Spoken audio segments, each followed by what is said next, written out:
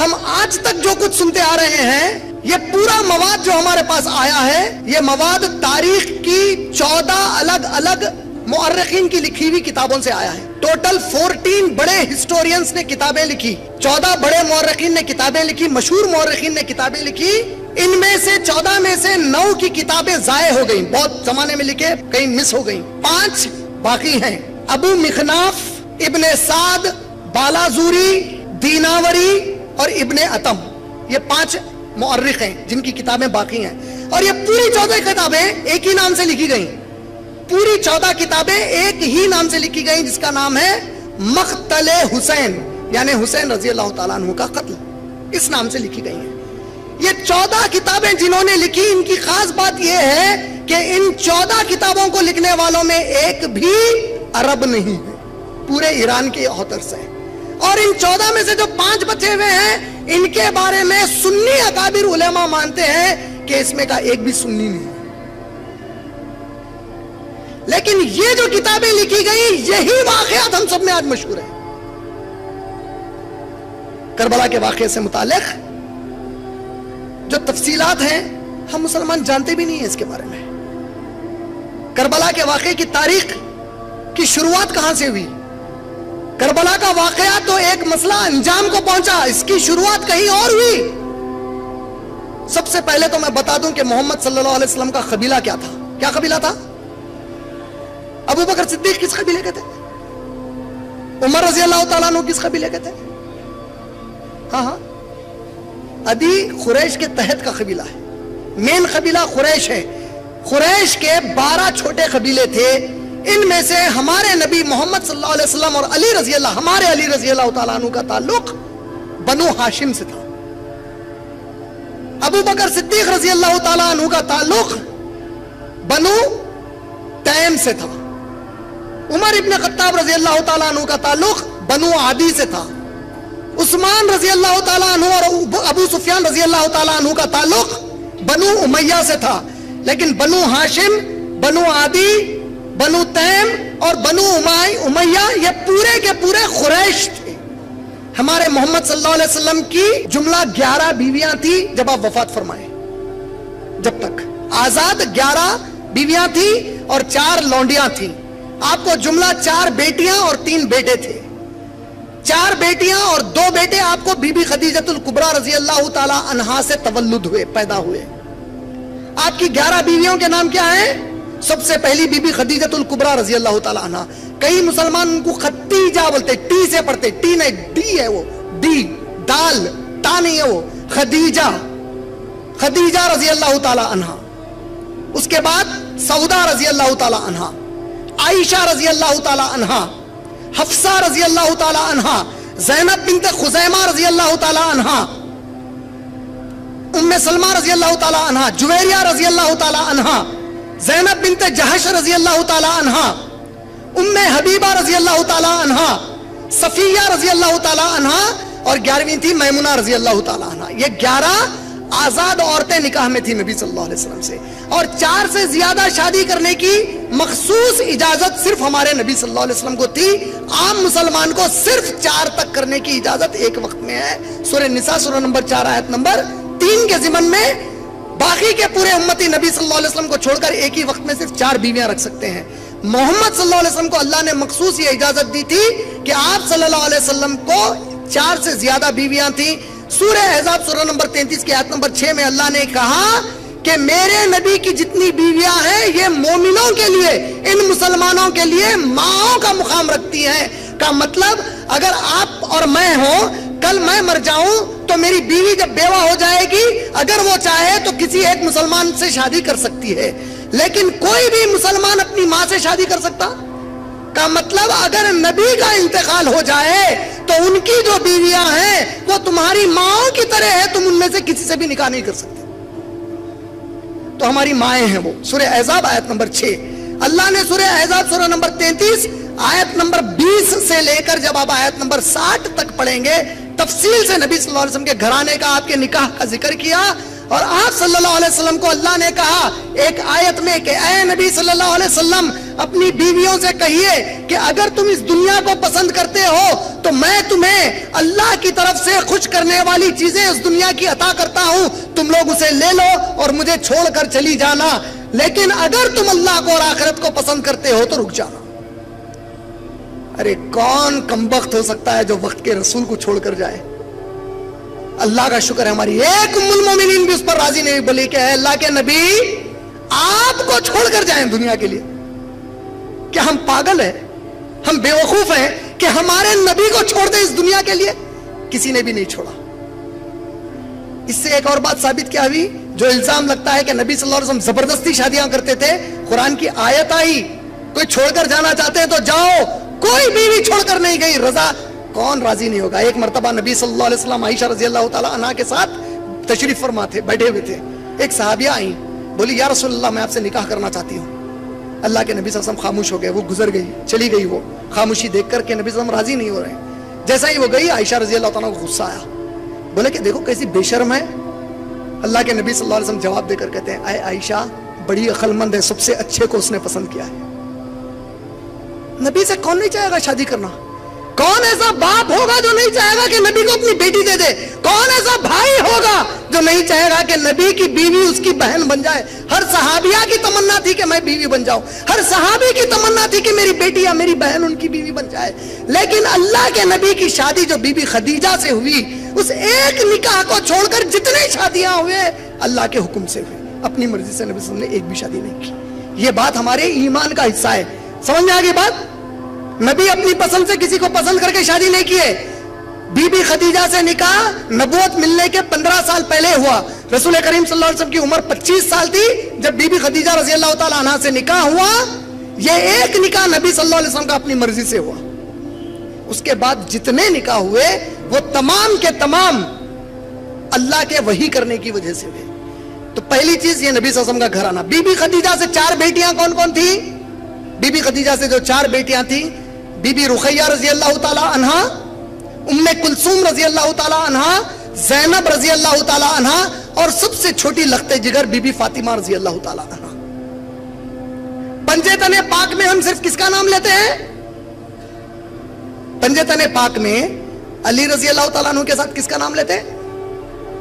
کا مطلب باقی کی بیٹیاں ناپاک ہے؟ استغفر اللہ العظیم۔ نبی کی ہر بیٹی پاک ہے۔ سنی کا عقیدہ ہے کہ نہیں ہے؟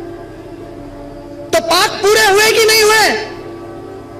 آپ کے 2 مرد بچے بی بی خدیجہ سے ہوئے، عبداللہ بن محمد، قاسم بن محمد، اور تیسرا جو لڑکا ہوا، نبی صلی اللہ علیہ وسلم کے یہ 11 بیویوں کے علاوہ 4 لونڈیاں تھیں آپ کی، ایک تھی ریحانہ، ایک تھی جمیلہ، ایک تھی ماریہ خبتہ رضی اللہ تعالیٰ عنہ، اور چوتھی ایک عورت سے شادی ہوئی جو تاریخی اعتبار سے الرحیق المختوم یا دوسری ایسی معتبر کتابوں سے پتا چلتا ہے کہ شاید اس کا نام اسما تھا، لیکن صحابہ نے اکثر اس کا نام لینا پسند نہیں کیا، کیونکہ جب نبی صلی اللہ علیہ وسلم اس کے پاس گئے تو اس نے کہا میں آپ کو قریب آنے دینا پسند نہیں کرتی۔ اللہ کے نبی صلی اللہ علیہ وسلم نے اسے رخصت کر دیا، طلاق دے دیا اور اسے چھوڑ دیا۔ تیسرا جو بیٹا ہوا اللہ کے نبی کا وہ ماریہ خبتہ رضی اللہ تعالی عنہا سے ہوا، اور اس لڑکے کا نام تھا ابراہیم بن محمد صلی اللہ علیہ وسلم۔ یہ تیسرا لڑکا ہوا۔ اللہ کے نبی کریم صلی اللہ علیہ وسلم نے اپنی حیات میں کئی صحابہ کی فضیلتیں بتائی ہیں، ان میں سے 10 کو عشر مبشرہ کہا جاتا۔ عشرہ عربی میں کہتے ہیں 10 کو، مبشرہ خوشخبری کو کہتے ہیں۔ عشر مبشرہ مانے وہ 10 مخصوص صحابہ جس کو جنت کی سب سے زیادہ خوشخبریاں دی گئی، سب سے پہلے خوشخبریاں دی گئیں۔ وہ 10 کون ہیں؟ ابو بکر صدیق، عمر بن خطاب، عثمان ابن عفان، علی ابن طالب، عبد الرحمن بن عوف، زبیر بن عوام، سعد بن وقاص، سعید بن زید، طلحہ اور ابو عبیدہ بن الجرہ۔ یہ 10 سب سے افضل صحابہ۔ یہ یاد رکھیں گے کہ بھول جائیں گے انشاءاللہ؟ اب ان لوگوں کا ماننا یہ ہے کہ اس میں سے قرآن میں ایک آیت آئی ہے سورہ احزاب میں، جس میں اللہ نے آیت نمبر 32 سے لے کے 34 میں کہا کہ اے نبی کی بیویوں، اگر تم میں سے کوئی بھی نبی کے بعد کوئی گناہ کرتی ہے تو اس کو دوہرا عذاب دیا جائے گا، اور جو تم نیکی کرو گی اس کا بھی دوہرا اجر دیا جائے گا۔ آیت کیا ہے؟ اے نبی کی بیویوں، اگر تم میں سے کوئی نبی کے بعد صلی اللہ علیہ وسلم کے کوئی گناہ کرتی ہیں تو ان کو دوہرا عذاب دیا جائے گا۔ تو ان لوگوں کا جو سنی گھر میں نہیں رہتے ان کا ماننا یہ ہے، یہ آیت عائشہ رضی اللہ تعالیٰ عنہ کے لیے نازل ہوئی تھی۔ عائشہ رضی اللہ تعالیٰ عنہ کے بارے میں ان کا ماننا یہ ہے کہ ابو بکر صدیق نے عائشہ رضی اللہ تعالیٰ عنہ کو اچکالا کہ وہ نبی صلی اللہ علیہ وسلم کو راغب کریں تاکہ وہ شادی کر لینا۔ اس باللہ ہمارا ایمان یہ ہے کہ صحیح بخاری جلد نمبر 9 حدیث نمبر 7012، اللہ کے نبی کریم صلی اللہ علیہ وسلم سے عائشہ رضی اللہ تعالیٰ عنہ نے پوچھا کہ اے میرے نبی، آپ نے مجھ سے نکاح کیوں کیا؟ تو نبی کریم صلی اللہ علیہ وسلم نے فرمایا کہ اے عائشہ، مجھے اللہ نے تجھے 2 بار خواب میں دکھایا کہ ایک فرشتہ تجھے سلک کے کپڑے میں لپیٹ کر لے جا رہا تھا۔ میں نے اس فرشتے کو خواب میں کہا کہ بتا وہ کیا لے جا رہا ہے؟ اس نے کپڑا کھولا اور میں نے تمہیں دیکھا، تو میں نے خواب میں ہی دعا مانگی کہ اے اللہ، اگر یہ میرے حق میں ہے تو تو اپنی مرضی سے اسے مجھے پہنچا دے۔ مجھے خواب میں ہی اشارہ دیا گیا تھا کہ میں تجھ سے نکاح کرنے والا ہوں۔ ہماری عائشہ رضی اللہ تعالیٰ عنہ پر یہ تہمت کہ وہ بدکار تھی، نعوذ باللہ، کہ وہ گنہگار تھی، ایسا ہو سکتا؟ اور جو ہماری ماں کو یہ بولے کہ بھی ہمارا دوست ہو سکتا؟ اب اس کے بعد جو واقعہ کربلا ہے، اس کی تاریخ تو آپ لوگ کئی بار سنے ہی ہیں۔ واویلا ہوتا ہے اس مہینے میں۔ علامہ اقبال کا ایک بڑا پیارا شعر ہے، وہ سنا کر باقی کا واقعہ سناتا ہوں۔ علامہ اقبال کہتے ہیں، کہہ دو غم حسین منانے والوں سے، کہہ دو غم حسین منانے والوں سے، مومن کبھی شہداء کا ماتم نہیں کرتے۔ کہہ دو غم حسین منانے والوں سے، مومن کبھی شہداء کا ماتم نہیں کرتے۔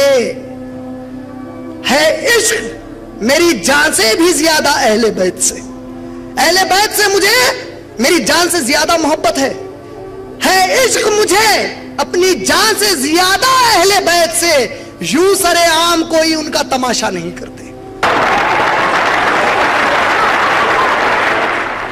روئے وہ جو منکر ہیں شہادت حسین کے، ہم تو زندہ و جاوید پر ماتم نہیں کرتے۔ ایک بچپن میں میرا دوست تھا، وہ گھر والا تھا۔ میں ایک دن اس کو پوچھا، بھائی دیکھ، میرے کو ایک بات سمجھا، تیرے حساب سے ہمارے نبی صلی اللہ علیہ وسلم، تیرے حساب سے نبی صلی اللہ علیہ وسلم کے گھرانے پر بہت ظلم ہوا۔ جو کمبخت حرام خور نے ہمارے نبی کے گھرانے پر ظلم کیا، اللہ کی قسم اللہ اسے جہنم نصیب کر دے۔ لیکن وہ ظلم کا جو تم لوگ تذکرہ کرتے، کیا تم لوگ محسوس نہیں کر رہے ہیں کہ اس کے ذریعے سے میرے نبی کے گھرانے کے خواتین کی عزت روڈ پر اچھال رہے ہیں تم لوگ؟ ارے ایسا کیسا ہوتا؟ میں بولا ایک میں مثال دینا چاہ رہا ہوں میرے بھائی تیرے کو۔ یہی کہہ رہے ہیں علامہ اقبال، کیا کہہ رہے ہیں؟ لیکن ہم سر عام ان کا تماشا نہیں کرتے۔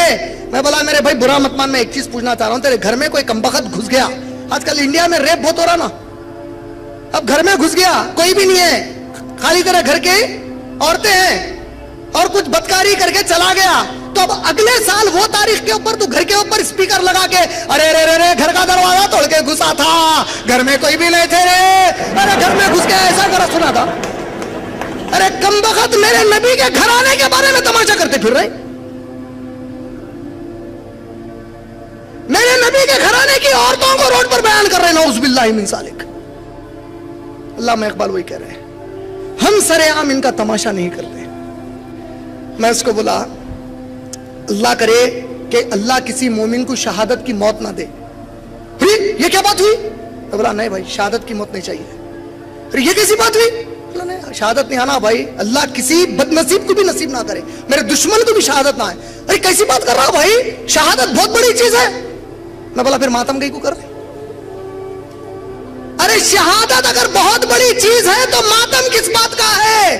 اور اگر تم ماتم کرتے ہو تو غنیت الطالبین میں شیخ عبد القادر جیلانی رحمۃ اللہ علیہ صفحہ نمبر 459 پر کہتے ہیں کہ ماتم کرنا حرام ہے۔ اور آپ لوگ جب ماتم کرتے ہی ہو میرے بھائی تو شہادت سے تو جنت ملتی ہے۔ اگر ماتم اس بات کا غم ہے آپ کو کہ حسین رضی اللہ تعالیٰ عنہ کی جان گئی ہے، تو اس سے زیادہ غم ایک مسلمان کو اس بات کا ہے کہ نبی اب اس دنیا میں باقی نہیں رہے۔ عمر ابن خطاب کو بھی قتل کیا گیا، عثمان غنی کو بھی قتل کیا گیا، علی ابن طالب کو بھی ختم کیا گیا، اور یہ تینوں مقام اور مرتبے میں حسین رضی اللہ تعالیٰ عنہ سے بڑے تھے۔ سنیوں میں بھی ایک شعر عام ہو گیا، اسلام زندہ ہوتا ہے ہر کیا؟ کبھی اس شعر کا معنی غور کیا؟ اسلام زندہ ہوتا ہے ہر کربلا کے بعد، اور اللہ تعالیٰ آل عمران میں جنگ بدر کو، قرآن میں اللہ جنگ بدر کو یوم الفرقان کہہ رہے ہیں۔ یہ دن ایمان اور کفر کو فرق کرنے والا دن تھا، بول رہے ہیں۔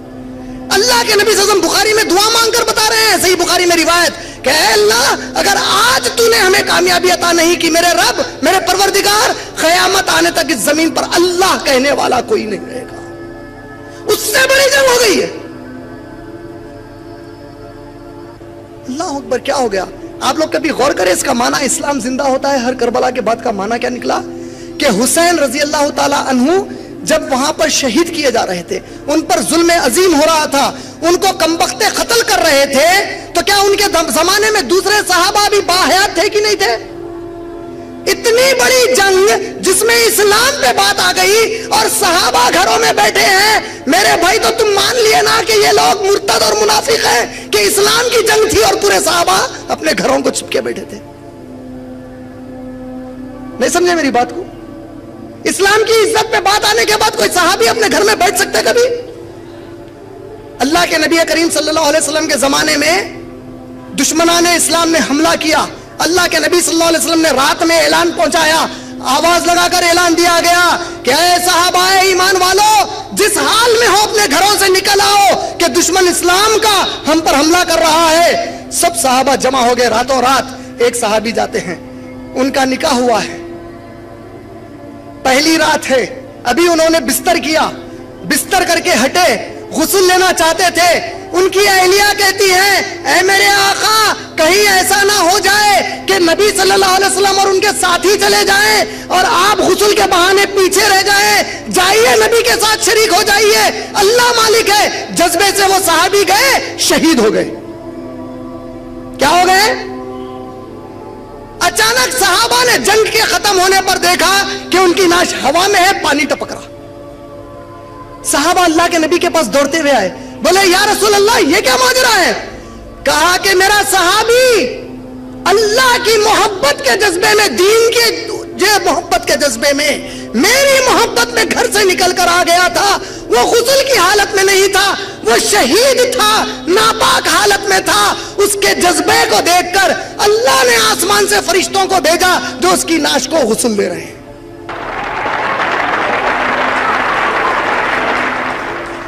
یہ تو میں ایک چھوٹے سے صحابی کا، درجے میں چھوٹے سے صحابی کا قصہ سنایا۔ آپ کہہ رہے ہیں کہ کربلا میں اسلام مر چکا تھا اور اس کو زندہ کیا ایک ہمارے حسین رضی اللہ تعالیٰ عنہ نے۔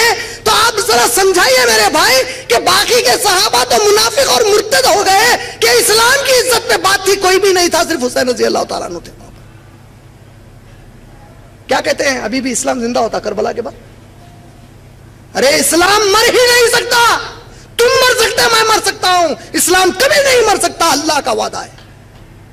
سورہ توبہ کی آیت نمبر 33 میں اللہ نے کہا هو الذی ارسل رسولہ بالہدی ودین الحق لیظہرہ علی الدین کلہ ولو کرہ المشرکون۔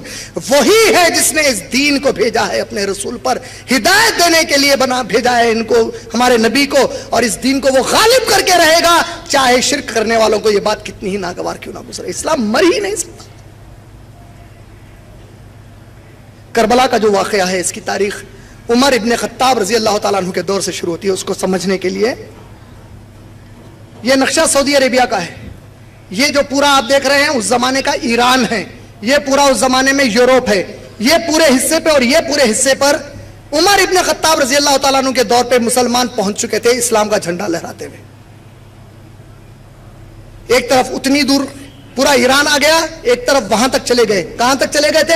پیرس کے قریب تک چلے گئے تھے، فرانس میں۔ علی رضی اللہ تعالیٰ عنہ، عمر رضی اللہ تعالیٰ عنہ، عثمان رضی اللہ تعالیٰ عنہ اور ابو بکر صدیق رضی اللہ تعالیٰ عنہ کے دور میں ہوم منسٹر تھے۔ کیا تھے؟ پورے فوج کو بھیجنا، ملک کے اندر کے قانون کے نظام کو چلانا یہ علی رضی اللہ تعالیٰ عنہ کے ذمہ تھا. عمر رضی اللہ تعالیٰ عنہ کے دور میں جب یہ فتوحات ہوئے تو نتیجہ یہ نکلا, جب ایران فتح ہوا تو ایران میں بادشاہت تھی, ان لوگوں کے دل میں ایک بدلے کا جذبہ تھا. وہ بدلے کا جذبہ ان کے دماغ میں کیوں تھا؟ کیونکہ ان کے دل میں پہلے سے ہی عربوں کے ساتھ, دیکھیں آج ہندوستان اور چین کے درمیان, ہندوستان اور پاکستان کے درمیان ایک تناؤ ہے. اس میں آپ کسی صورت بھی نہیں چاہتے کہ ایک ہندوستانی پاکستانی سے ہارے, ایک ہندوستانی چین سے ہارے. ہم چاہتے نہیں کچھ بھی ہو جائے ہم کو جیتنا ہے. لیکن جب صحابہ غالب آ گئے ان مملکتوں پہ, آپ امیجن کرو اچانک کل آپ کو پتا چلا کہ بنگلہ دیش امریکہ اور رشیا کو جنگ ہرا دیا, امریکہ پہ قبضہ کر لیا بنگلہ دیش, رشیا پہ قبضہ کر لیا, چائنا پہ قبضہ کر لیا. ارے کیسا ہو سکتا؟ تعجب کی بات ہے کہ نہیں ہے؟ جب صحابہ نکلے تو ایسے ہی ممالک کو ڈھیر کر دیا اسلام کے تحت. وہاں کے جو غاصب لوگ تھے, جو بڑے عہدوں پر تھے, وہ لوگ بولے یہ کیا ہے, ہماری تو دکانیں بند کر دیے. کہہ رہے ہیں کہ صرف اللہ کی عبادت کرو, کہہ رہے ہیں کہ صرف رسول خدا صلی اللہ علیہ وسلم کی اطاعت کرو, کہہ رہے ہیں کہ صرف اسلام کا قانون چلے گا, نہ ہم کو موج مستی کرنے دیتے ہیں, نہ زنا کرنے دیتے ہیں, نہ شراب اور جوے کے قریب جانے دیتے ہیں. ارے یہ کیا ہے؟ تو بدلہ لینے کی بھاونا ان کے دلوں میں تھی. اس کی شروعات کہاں ہوئی؟ حضرت عمر ابن خطاب رضی اللہ تعالی عنہ کا قتل کس نے کیا؟ فیروز ابو لولو نے. یہ کہاں کا تھا؟ ایران کا رہنے والا تھا. کیسے قتل کیا یہ بھی واقعہ سن لیجئے. عمر ابن خطاب رضی اللہ تعالیٰ فجر کی نماز کی امامت کرنے کے لیے ٹھہرے اور صحابہ پورے پیچھے ٹھہرے ہوئے ہیں.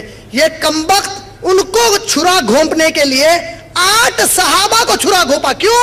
کیونکہ صحابہ جب مسجدوں میں ٹھہرتے تو ایک دوسرے کے کانوں کو کاندھے اور پیر سے پیر ملا کر ٹھہرتے, بیچ میں ذری جگہ نہیں چھوڑتے. اور آج مسلمان میلوں دور ٹھہرتے ایک دوسرے سے. 8 صحابہ کو مارنے کے بعد وہ عمر ابن خطاب کو چھرا گھونپتا ہے, وہ بے ہوش ہو کر گر گئے. ہوش آتا ہے ہمارے امیر المومنین کو, عمر ابن خطاب رضی اللہ تعالیٰ عنہ کو جب ہوش آیا, ہوش میں آتے ہی پہلا جملہ انہوں نے پوچھا, کیا مسلمانوں نے نماز فجر ادا کی کہ نہیں کی؟ کہیں ایسا تو نہیں کہ میری محبت میں نماز چھوڑ دیے؟ کہا کہ نہیں, ان لوگوں نے ادا کی. پوچھا کس نے امامت کی؟ کہا عبد الرحمن بن عوف آگے بڑھ گئے تھے. کہتے اللہ کا شکر ہے ورنہ تم لوگوں کو کلمہ پڑھاتا. آج تو ہم نمازیں ترک کر رہے ہیں. وہاں کہا کہ کہیں میری محبت میں نماز توڑے, اگر میری محبت میں نماز توڑے تو کلمے پڑھا دیتا. آج تو مسلمان نماز چھوڑا ہے. اب یہ عمر رضی اللہ عنہ کا دوسرا سوال تھا, مجھے مارا کس نے؟ کہا فیروز ابو لولو نے مارا. کہا ہے اللہ تیرا شکر ہے کہ عمر کے قتل میں کسی مسلمان کا ہاتھ نہیں ہے. اور آج مسلمان سے ڈرتا پھر رہا ہے. آج وہ مسلمان زیادہ عزت والا ہے جو سب سے زیادہ مسلمانوں کو قتل کرتا ہے اس شہر میں. اور امیر المومنین کہہ رہے ہیں کسی مسلمان نے مجھے مارا. اللہ تیرا شکر ہے کہ کسی مسلمان نے مجھے نہیں مارا. یہ عمر رضی اللہ تعالیٰ کا قتل اللہ کے نبی کریم صلی اللہ علیہ وسلم کی ایک خواب کی پیشن گوئی تھی. اللہ کے نبی صلی اللہ علیہ وسلم کے خواب کے تعبیر کی پیشن گوئی تھی. عمر رضی اللہ تعالیٰ عنہ نے, صحیح بخاری میں روایت آئی ہے کہ عمر ابن خطاب نے اللہ کے نبی صلی اللہ علیہ وسلم کو کہا کہ یا اللہ کے رسول, میں نے کل رات ایک عجیب و غریب خواب دیکھا. میں نے دیکھا کہ ایک بڑا مضبوط دروازہ ہے اور وہ ٹوٹ کر گر گیا. اللہ کے نبی صلی اللہ علیہ وسلم نے پوچھا کہ اے عمر وہ ٹوٹ کر گر گیا یا تھوڑے تڑک آ گئے اس میں؟ کہا یا رسول اللہ ٹوٹ کر گر گیا. کہا کہ اے عمر میرے امت کا خلا تو ہے, میرے عمر اس کا دروازہ تو ہے. جس دن تو گرے گا میری امت میں فتنے آنے لگ جائیں گے. یہ پہلی شہادت. اب آیا کس کا دور؟ عثمان غنی رضی اللہ تعالیٰ عنہ کا دور آیا. جب عثمان غنی رضی اللہ تعالیٰ عنہ خلیفہ بنے, ان کی خلافت 13 سال تک تھی. کتنے سال تھی؟ آپ کے شروع کے 10 سال بہت زبردست گئے. آپ کے خلافت کے دور میں صحابہ انڈونیشیا, ملیشیا تک گئے. ہندوستان میں سب سے پہلے اسلام کس نے لایا؟ ہم کہتے ہیں معین الدین چشتی رحمۃ اللہ علیہ نے لایا, لیکن تاریخ کہتی ہے کہ صحابہ کیرلا میں آئے. 200 سے زیادہ صحابہ کی خبریں کیرلا میں ہیں آج. ارے ہمارے صحابہ کوئی چپا چھوڑ سکتے زمین کا اللہ کے نبی کے؟ وہ لوگ لائے, انڈونیشیا تک لے گئے. اب دور شروع ہوا دوسرے بڑے فتنے کا. عثمان رضی اللہ تعالیٰ عنہ کے دور میں یمن کے علاقے سنا سے نکل کر ایک شخص آیا جس کا نام عبداللہ ابن سبا تھا. یہ شخص آ کر مسجد نبوی کے پاس ٹھہرتا ہے اور کہتا ہے مجھے عثمان بن عفان سے ملاؤ, مجھے ان کے ہاتھ پر کلمہ پڑھنا ہے. ہمارے عثمان رضی اللہ تعالیٰ عنہ ہم جیسے لالچی نہیں تھے جو لوگوں کو کلمے پڑھا کر سب میں اشتہار کرتے پھرتے میں نے اتنوں کو کلمے پڑھائے, اتنوں کو کلمے پڑھائے. انہوں نے اس کو سوال کیا اور پوچھا کہ تو یمن سے یہاں تک آیا, کیا راستے میں تجھے کوئی مسلمان نہیں ملا جس کے ہاتھ میں کلمہ پڑھتا؟ میرے تک اگر دین سے محبت ہے, اللہ پر سچا ایمان ہے, تو میرے کلمہ پڑھانے کا کیا ہے, کہیں بھی پڑھ لیتا. اور یہ عبداللہ بن سبا کون تھا؟ یمن کے سنا کے ایک بہت بڑے یہودی عالم کا بیٹا تھا. وہ یہودی خاندان جب مسلمان قبضہ کیے یمن پر تو وہ خاندان ان کا غلام بن کر آیا. یہ بچ گیا, اس نے اسلام کا ڈھونگ کیا اور اس ڈھونگ کو لے کر چلا کہ جب موقع ملے گا میں وار کروں گا ان کے اوپر. یہ عثمان رضی اللہ عنہ کے دور میں مسجد نبوی میں پہنچا اور وہاں رہنا شروع کیا. اس نے 3 سوال مسلمانوں کے بیچ کرنا شروع کیے. اس نے پوچھا بھائی یہ بتاؤ کہ اللہ کے نبی کے داماد ہیں علی رضی اللہ تعالیٰ عنہ, اللہ کے نبی کی بیٹی ہے بی بی فاطمہ, اللہ کے نبی کے بنو ہاشم قبیلے سے علی رضی اللہ تعالیٰ عنہ ہے. اب سمجھ میں آیا اہمیت دیکھو یہاں پہ.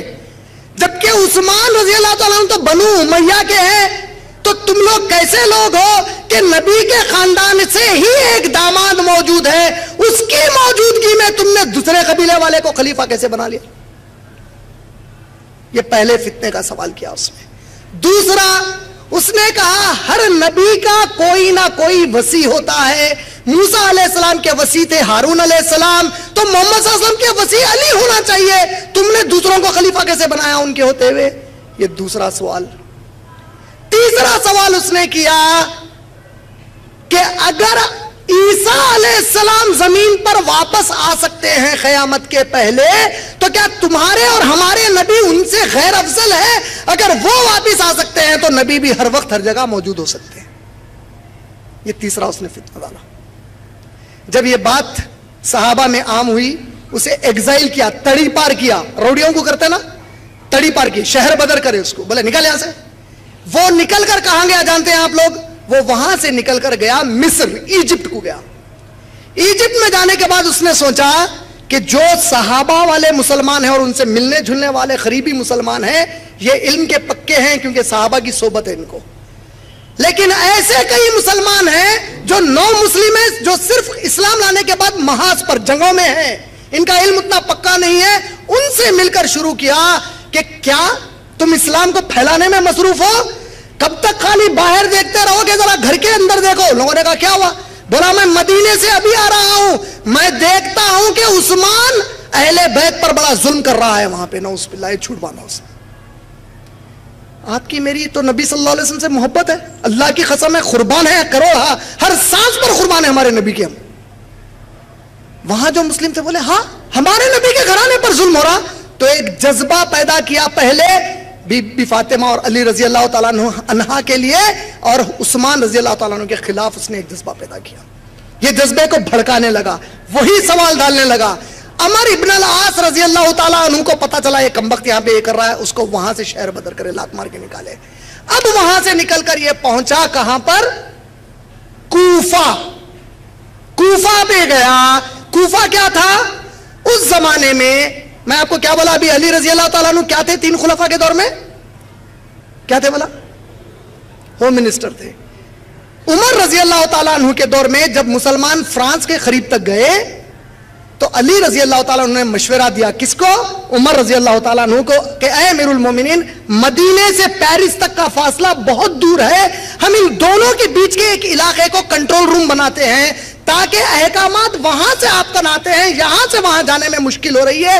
ہم کوفہ میں ایک کینٹونمنٹ ایریا بناتے ہیں, آرمی کا ایریا بناتے ہیں, اس کو کنٹرول روم بنا کر وہاں سے بھی ہم کنٹرول کرتے ہیں ادھر والے لوگوں کو. عمر ابن خطاب راضی ہو گئے, لیکن ان کی شہادت ہو گئی. عثمان رضی اللہ تعالیٰ عنہ بھی راضی ہوئے, اور ان کے دور میں وہاں پہ کینٹونمنٹ ایریا بسا جہاں پہ ملٹری والے اکثر رہا کرتے تھے. اب یہ پہنچا ان کے پاس، یہ واقعے کو غور سے سنو، یہ پہنچا ان کے پاس اور ان لوگوں کا دماغ خراب کرنا شروع کیا. بولا کہ کیسے مسلمان ہو تم لوگ، نبی کے گھرانے پر وہاں ظلم ہو رہا ہے، میں دیکھ کر آ رہا ہوں، قسم ہے اللہ کی میں نے بڑا ظلم دیکھا ہے، اور تم لوگ خالی یہی پھر رہے ہو، نبی کے گھرانے سے تمہاری محبت نہیں ہے. لفظ ان کو بھڑکاتا گیا، یہاں تک کہ ان فوجیوں میں سے ایک کثیر تعداد کو راضی کیا کہ چلو ہم مدینے کا حصار کرتے ہیں اور علی رضی اللہ تعالی عنہ کو اپنا خلیفہ بنا لیتے ہیں. مدینہ پلٹ کر آیا. جب مدینہ آیا تو اس مکار نے بڑا صحیح مہینہ چنا، ذی الحجہ کا مہینہ اس نے چنا مدینہ واپس آنے کے لیے، کیونکہ اس کو معلوم تھا اگر حج کا مہینہ ہے تو کئی صحابہ حج کرنے چلے جائیں گے. آیا اور مدینے کا حصار کیا. تاریخی اعتبار سے آتا ہے جب مدینے میں آیا جمعے کا دن تھا، مسجد نبوی میں داخل ہوا. میرے بھائی کبھی اس کے بھی تو بارے میں سنو کہ ہمارے عثمان رضی اللہ تعالیٰ عنہ کے اوپر کتنی مصیبتیں آئیں. وہ عثمان ابن عفان رضی اللہ تعالیٰ عنہ جس کے بارے میں ہمارے رسول صلی اللہ علیہ وسلم نے بے شمار فضیلتیں بتائی ہیں، وہ خطبہ جمعہ دینے منبر پر چڑھے، یہ کمبخت منبر کے پاس جا کر ان کی داڑھی پکڑ کر نیچے کھینچتا ہے اور کہتا ہے تم خلیفہ بننے کے قابل نہیں، اترو نیچے اس منبر سے. صحابہ مسجد میں اٹھ گئے، عثمان ابن عفان نے بٹھایا ان کو، کہا کہ ٹھیک ہے میں نیچے بیٹھتا ہوں، کیا کرنا چاہتا ہے؟ کہا کہ تم اب ہرگز خلیفہ نہیں رہو گے، علی خلیفہ ہیں ہمارے. لیکن علی رضی اللہ تعالیٰ عنہ اور حسن اور حسین رضی اللہ تعالیٰ عنہ حج کے لیے گئے ہوئے تھے. ہمارے عثمان رضی اللہ تعالیٰ عنہ کو گھر میں قید کیا گیا. محرم میں کتنے دن پانی بند کر دیا گیا حسین رضی اللہ تعالیٰ عنہ کے لیے؟ صرف کتنے دن؟ عثمان رضی اللہ تعالیٰ عنہ کو گھر میں قید کر کے اس کمبخت نے 3 مہینے تک کھانا اور پانی بند کر دیا. کبھی سنا آپ لوگوں نے اس کے بارے میں؟ یہاں تک نوبت آ گئی کہ ہمارے عثمان رضی اللہ تعالیٰ عنہ اپنے گھر کے چھت پر چڑھ گئے، چڑھ کر مدینے والوں کو آواز دیتے ہیں اور کہتے ہیں کہ اے مدینے والوں کیسے لوگ ہو گئے تم لوگ، جب میرے نبی کے زمانے میں اس مدینہ شہر میں قحط آیا، بھوکے اور پیاسے تھے تم لوگ، نبی نے کہا کہ کون ہے جو یہ کنواں خرید کر انہیں پانی پلائے، میں اس کے جنت کی بشارت دیتا ہوں. میں نے اس کنویں کو تمہارے لیے دام بڑھ کر دے کر خریدا اور تمہارے لیے مفت میں اسے دے دیا. کیا آج اس کنویں کا جو عثمان نے تم کو خرید کر دیا، اس کنویں سے بھی ایک قطرہ پانی نہیں پلاؤ گے عثمان کو؟ اللہ اکبر. ارے ہمارے مسلمانوں کو تو یہ بتایا گیا کہ تم کوئی احسان کرو تو احسان نہ جتاؤ. کتنے مجبور ہو گئے عثمان رضی اللہ تعالیٰ عنہ کے احسان یاد دلانے کے، بھول گئے تم لوگ پیاسے تھے، یہ کنواں میں خرید کر دیا اور آج اس سے مجھے ایک قطرہ پانی نہیں پلاؤ گے تم لوگ. علی رضی اللہ تعالیٰ عنہ اور حسن حسین رضی اللہ عنہ جب واپس آئے، تماشا دیکھا، علی رضی اللہ تعالیٰ عنہ، ہمارے علی رضی اللہ تعالیٰ عنہ جا کر کہتے ہیں کہ اے امیر المومنین آپ حکم دیجئے، اس کمبخت کی گردن مار کر پھینک دوں گا یہیں پر، ان سب کو قتل کروں گا جس نے آپ کے ساتھ بدتمیزی کی ہے. ہمارے عثمان رضی اللہ تعالیٰ عنہ کیا جواب دیتے ہیں جانتے ہیں؟ کہتے ہیں اے علی رضی اللہ تعالیٰ عنہ میں اللہ سے ڈرتا ہوں، مجھے غیب کا علم نہیں ہے، میں نہیں جانتا کہ کس کے دل میں کیا ہے. اگر یہ کمبخت مسلمان نہیں ہے اور منافق ہے اور میں نے تم کو قتل کرنے کے لیے کہا تب تو بات صحیح ہے، لیکن اگر یہ واقعی مسلمان ہے اور اس نے غفلت میں یہ حرکت کی ہے اور میں نے تمہیں قتل کا حکم دیا ہے علی، تو قیامت میں عثمان کسی مسلمان کے قتل کا گناہ اپنے سر پر لے کر اٹھنا نہیں چاہتا، چاہے یہ لوگ میرے ٹکڑے ہی کیوں نہ کرتے. کبھی ہمارے عثمان رضی اللہ تعالیٰ کی شہادت کے بارے میں سنے ہم لوگ؟ کبھی ان کی تکلیف کے بارے میں اندازہ کیا کہ 3 مہینے کھانا اور پانی ان پر بند کر دیا گیا ہے؟ بحر روما وہ کنواں جس سے پانی بند کر دیا گیا. بالآخر علی رضی اللہ تعالیٰ عنہ نے کس کو متعین کیا جانتے ہیں ان کے گھر کی حفاظت کے لیے؟ حسن اور حسین رضی اللہ تعالیٰ عنہ. اپنے 2 بہادر لاڈلوں کو کہا کہ اے حسن و حسین تم لوگ ہمارے امیر المومنین کے گھر کی حفاظت کرو. وہ لوگ دروازوں پر پہرا دیتے ٹھہرتے. بالآخر رات کے وقت پیچھے سے حملہ کیا گیا اور عثمان رضی اللہ تعالیٰ عنہ قرآن مجید کی تلاوت کر رہے تھے جس وقت شہید کیا گیا، اور آپ کے خون کے خطرے سورہ بقرہ کی آیت نمبر 137 پر پڑھے جس کا آخری حصہ فَسَيَكْفِيكَهُمُ اللَّهُ وَهُوَ السَّمِيعُ الْعَلِيمُ ہم تغرا بنا کر اپنے گھروں میں رکھتے ہیں. یہ وہ قرآن مجید جو ترکی میں آج بھی موجود ہے، یہ وہ خون کے حصے.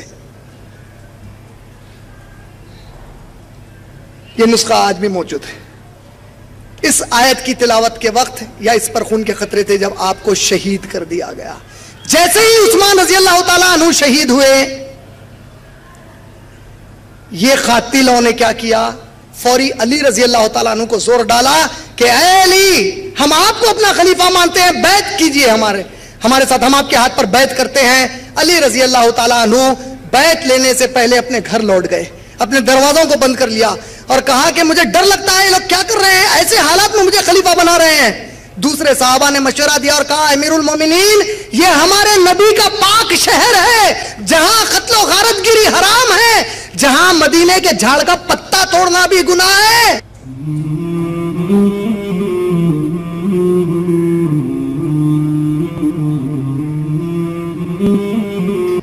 یہ وہ شہر ہے میرے نبی کے فضیلت کا کہ یہاں کے جھاڑ کا پتا بھی توڑنا گناہ ہے. اگر مسلمانوں کی یہاں قتل و غارت گری شروع ہوگی تو بڑا ہنگامہ ہوگا. امیر المومنین، وقت کی نزاکت کو سمجھ کر آپ خلیفہ بن جائیے. اللہ کی قسم ہمارے امیر المومنین علی رضی اللہ تعالیٰ عنہ کو حکومت کا کوئی شوق نہیں تھا. حالات کی نزاکت پر انہوں نے فوری ان لوگوں سے بیعت قبول کر لی. یہ جب بیعت قبول کرتے ہیں تو پتا چلا کہ معاویہ رضی اللہ تعالیٰ عنہ اس زمانے میں کوفہ کے گورنر ہیں. ان کو جب پتا چلا تو وہ فوری فوج لے کر وہاں سے آئے.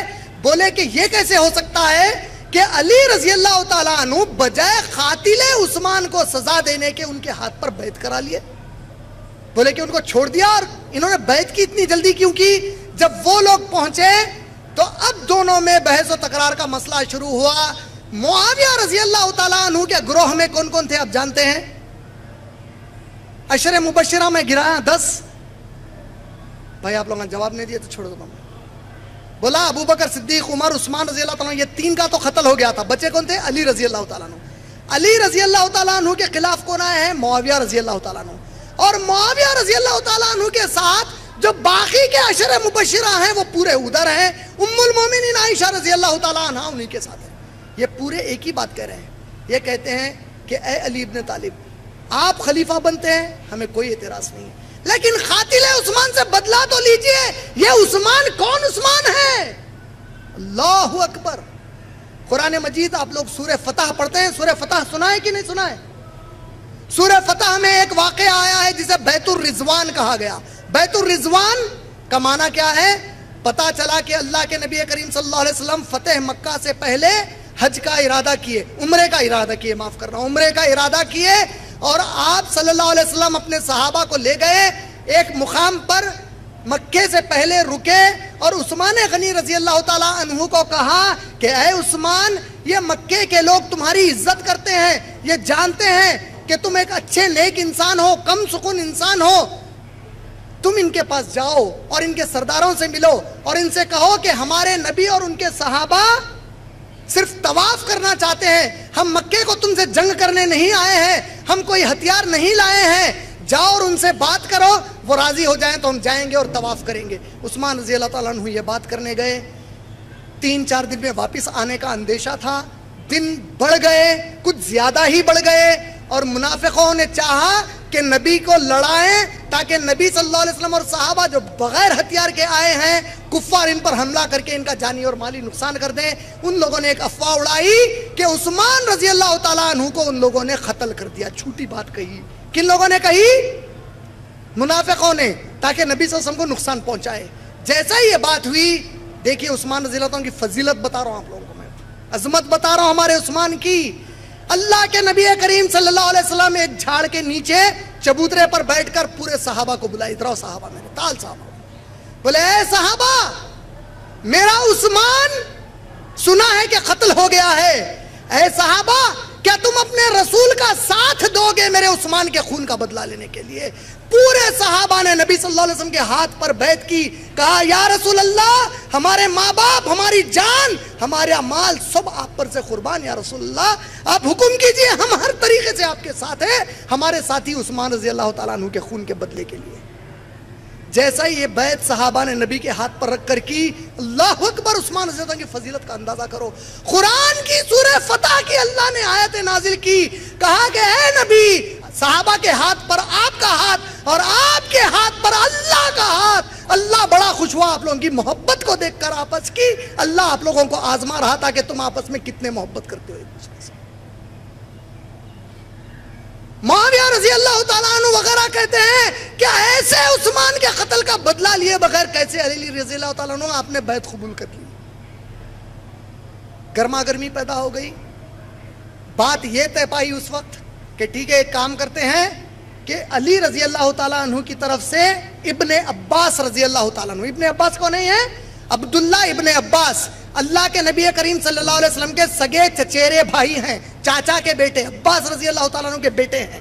عبداللہ ابن عباس رضی اللہ تعالیٰ عنہ علی رضی اللہ تعالیٰ عنہ کی طرف سے آئیں گے, اور معاویہ رضی اللہ تعالیٰ عنہ کی طرف سے موسیٰ اشعری رضی اللہ تعالیٰ عنہ آئیں گے, کیونکہ صحابہ ان دونوں کی بڑی عزت کرتے تھے. وجہ اللہ کے نبی صلی اللہ علیہ وسلم نے ایک مرتبہ دعا کی اللہ سے کہ اے اللہ میرے اس ابن عباس کو قرآن کی تفسیر کا علم دے دے. قرآن کی سب سے پہلی تفسیر عبداللہ ابن عباس رضی اللہ تعالیٰ عنہ نے کی, ان کے لیے یہ دعا. اور موسیٰ اشعری رضی اللہ تعالیٰ عنہ ان صحابہ میں سے ہیں کہ وقت کے نبی صلی اللہ علیہ وسلم کو کبھی گھر کے اندر کے کچھ باتیں مشورے میں کرنا ہوتا, کچھ راز اپنے دوستوں میں بیان کرنا ہوتا, تو وہ موسیٰ اشعری کو پکڑ کر اللہ کے رسول اپنے راز بتا دیتے. عظیم صحابی. دونوں طرف سے یہ طے پایا کہ دیکھو معاویہ بھی گرم مزاج ہیں, علی رضی اللہ تعالیٰ عنہ بھی گرم مزاج ہیں, یہ دونوں بھی حق پرست ہیں. اگر یہ دونوں ایک دوسرے کے سامنے آئیں گے اور اللہ نہ خواستہ کچھ ہو جائے گا تو اچھا نہیں ہوگا. اس سے بہتر ہے کہ ہم ابن عباس کو یہاں سے لاتے ہیں اور ہمارے موسیٰ اشعری کو یہاں سے لاتے ہیں. یہ دونوں جو بھی فیصلہ کریں گے اس کو علی اور معاویہ رضی اللہ تعالیٰ عنہ مان لیں گے. یہ طے پایا. سمجھے کہ نہیں سمجھے بھائی؟ جواب دو بھائی. جب یہ طے پایا, اب خوارجی نکلے یہاں پر یہ بول کر کہ قرآن کے حکم کو چھوڑ کر آپ امیر المومنین ہوتے ہوئے کیسا دو انسانوں کے حکم کو مانیں گے, لہذا آپ نے قرآن کے حکم کو چھوڑ دیا, آپ آج سے امیر الکافرین ہیں. یہ ہے خوارج کی شروعات. بولے ابن عباس کون؟ بولے موسیٰ اشعری کون؟ آپ قرآن کو رکھ کر ان کا فیصلہ مانیں گے. اے علی تو پھر آپ امیر المومنین ہی کہاں ہوئے؟ کمبخت تھے. علی رضی اللہ تعالیٰ کے خلاف ٹھہر گئے, نعوذ باللہ. یہ ایک تاریخ بتا دیا ان کی. اب یہ جو فیصلے کا وقت تھا یہ طے پایا کہ دیکھو آدھ رات گزر جانے دو, کل فجر کی نماز میں مسجد نبوی میں بیٹھیں گے اور یہ دو معتبر صحابہ ابن عباس اور موسیٰ اشعری رضی اللہ تعالیٰ بات کریں گے. جو بھی نتیجہ نکلے گا اس کو علی رضی اللہ تعالیٰ عنہ اور معاویہ رضی اللہ تعالیٰ عنہ مان لیں گے. رات ہوتے ہی عبداللہ بن سبا اس کا دماغ چلا مکاری کا. بولا اماں کل اگر صبح یہ لوگ ملے اور بعد میں علی اور معاویہ مل لیے تو اب ہم تو پورے گئے کام سے. نہیں سمجھے؟ پورا فساد کرایا تھا. اگر مل لیے تو مسئلہ ہے. علی رضی اللہ تعالیٰ عنہ اس کو کچھ بھی کیوں نہیں کر رہے ہیں مدینے میں؟ ہمارے علی اس سے ڈرے نہیں تھے رضی اللہ تعالیٰ عنہ. وہ لوگ نہیں چاہتے تھے کہ مدینے کے پاک شہر میں قتل و غارت گری ہو, رکے ہوئے تھے. علی رضی اللہ تعالیٰ عنہ خود چاہتے ہیں کہ معاویہ کو سمجھاؤں تاکہ ان بدماشوں کو سزا دی جائے, لیکن وہاں غلط فہمی پڑ گئی کہ بھئی بیعت کیوں کیا. رات میں عبداللہ بن سبا نے پلاننگ کی اور اپنے گروہ میں دو لشکر بنائے. کہا ایک لشکر حملہ کرے گا علی رضی اللہ تعالیٰ عنہ کے علاقے میں خیموں پر, دوسرا کرے گا معاویہ رضی اللہ تعالیٰ عنہ کے خیمے پر. جو معاویہ کے خیمے پر حملہ کرے گا رضی اللہ تعالیٰ عنہ کے آواز لگائے گا کہ علی حق پر ہیں, علی حق پر ہیں, اور جو ادھر حملہ کرے گا آواز لگائے گا معاویہ حق پر ہیں, معاویہ حق پر ہیں. یہ رات میں حملہ ہوا, دونوں طرف غلط فہمی پھیلی اور جنگ جمل پیش آ گئی. جنگ جمل وہ جنگ جس میں عائشہ رضی اللہ تعالیٰ عنہا میدان میں آ گئیں, جس کو لے کر یہ لوگ عائشہ رضی اللہ تعالیٰ کو گالی دیتے ہیں کہ عائشہ رضی اللہ تعالیٰ عنہا علی رضی اللہ تعالیٰ کے خلاف آئیں اور کئی من گھڑت گندی گندی باتیں گھڑی ہیں. جبکہ ہمارے سنی عالم کہتے ہیں جب ہماری ماں میدان میں آئیں, جذبے میں آئیں, تو علی رضی اللہ تعالیٰ عنہ فوری دوڑتے ہوئے گئے, کیونکہ وہ تو علی کی بھی ماں ہے, ام المومنین ہے علی کے لیے رضی اللہ تعالیٰ عنہ کے لیے. دوڑتے ہوئے جا کر کہتے ہیں یا امی, اے میری ماں, کیا آپ قرآن کا حکم بھول گئیں کہ نبی کے بعد آپ لوگوں کو گھر کے باہر نہیں نکلنا تھا؟ ہمارے سنی علماء تاریخ لا کر کہتے ہیں کہ ام المومنین دعا دیتی ہیں, اے علی تو تو نے مجھے قرآن یاد دلا دی میرے علی، آپ نے مجھے قرآن یاد دلائی ہے علی، میں آپ کا شکریہ ادا کرتی ہوں، اور میں اسی وقت میدان سے پلٹتی ہوں۔ جب وہ میدان سے پلٹ رہے تھے، کم بختوں نے آپ کی اونٹنی کے پیر کو ضرب لگایا، عائشہ رضی اللہ تعالیٰ عنہ اونٹنی پر سے نیچے گر گئیں اور ریڑھ کی ہڈی پر مار پڑا۔ جنگ اور پکڑ لی، بہرحال کمپرومائز ہوا، جنگ تھما دیا گیا۔ 1 سال تک وہی ہے معاویہ رضی اللہ تعالیٰ اور فوج۔ اس کے بعد عائشہ رضی اللہ تعالیٰ عنہ کبھی بھی نہ ادھر سے آئیں نہ ادھر سے آئیں۔ یہ اصلی تاریخ ہے۔ یہ تاریخ مانیں گے یا ادھر کے گھر والوں کی مانیں گے؟ اس کے بعد کبھی نہیں نکلی وہ۔ اب موقع آیا دوبارہ پھر ملاقات کرنے کا، کم بخت اس نے پھر سے وہی جھگڑا کرا دیا۔ جنگ صفین ہوئی، جنگ صفین میں زبردست مسلمان قتل ہوئے، بہت زیادہ خون خرابہ ہوا۔ آخری میں وہ معاویہ رضی اللہ تعالیٰ عنہ نے تلوار کی نوک پر قرآن کو اٹھایا، اس کے مصحف کو، کہا اے علی رک جاؤ رک جاؤ رک جاؤ، بس کر دو۔ یہ واقعہ صحیح ہے، لیکن واقعے کو پیش کرتے ہیں یہ کہہ کر کہ معاویہ رضی اللہ تعالیٰ عنہ ڈر گئے، علی نے دھجیاں اڑا دی ان کی۔ ڈرے یا نہیں ڈرے میں نہیں جانتا، لیکن وہ جو تلوار پر قرآن اٹھائے تھے اس کی وجہ کچھ اور تھی۔ وجہ کیا تھی؟ اللہ اکبر، دیکھو ہمارے صحابہ کو نبی کے قول کا کتنا پاس ہوا کرتا تھا۔ صحیح بخاری جلد نمبر 4 حدیث نمبر 67، اللہ کے نبی کریم صلی اللہ علیہ وسلم نے بی بی سمیہ کے بیٹے عمار بن یاسر کے لیے کہا کہ اے عمار، ایک ایسا وقت آئے گا جب مسلمانوں کے 2 بڑے گروہ آپس میں لڑ پڑیں گے، جب ان میں لڑائی ہوگی تو جو گروہ غلطی پر ہوگا وہ تیرا قتل کر دے گا۔